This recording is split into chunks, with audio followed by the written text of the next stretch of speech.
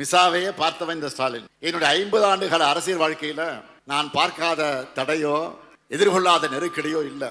மிசாவையே பார்த்தவன் இந்த ஸ்டாலின். அரசியல்ல நெருக்கடிகளையும் எல்லா எதிரிகளையும் அவர்களோட சதித்திட்டங்களையும் எதிர்த்து போராடியவன். அதையெல்லாம் முறியடிச்சு தான் இன்றைக்கு உங்களுடைய அன்போடு உங்களுடைய ஆதரவோடு நான் இன்றைக்கு முதலமைச்சராக வந்து உட்கார்ந்துருக்கிறேன்.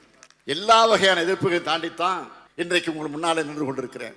எதிர்கட்சிகள் அவதூறாக இருந்தாலும், அவர் சொல்லக்கூடியவை அவதூறாக இருந்தாலும், ஒன்றிய அரசினுடைய ஓரவஞ்சனையாக இருந்தாலும், ஆளுநருடைய அடாவடியாக இருந்தாலும், அனைத்தையும் தாண்டி நினைச்சதை செஞ்சு முடிக்கிற துணிவும் கொள்கை உறுதியும் மக்களான உங்களுடைய ஆதரவு எனக்கு இருக்கிறது.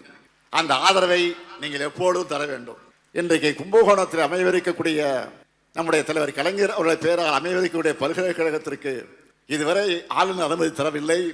பொறுத்திருப்போம், பொறுத்தது போதும் என்று பொங்கி எழுந்தால் அதற்கு பிறகு ஆளுநருக்கு பணிய வேண்டிய ஒரு கட்டாயத்தை ஏற்படுத்துவோம் என்பதை இந்த நேரத்தில் உறுதியாக எடுத்து சொல்லி இந்த இணைய நிகழ்ச்சியில உங்களை எல்லாம் சந்திக்கிற நல்ல வாய்ப்பை பெற்றமைக்கு மீண்டும் என்னுடைய நன்றியை தெரிவித்து எப்பொழுதும் நீங்கள் தொடர்ந்து நல்ல ஆதரவை தர வேண்டும் என்று கேட்டு விடைபெறுகிறேன். நன்றி, வணக்கம். மேம்படுத்தப்பட்ட சமூக பொருளாதார வளர்ச்சி அடைய மக்களுக்கு வழிகாட்டுவதே மக்கள் நீதி மையத்தின் முதன்மை பணி.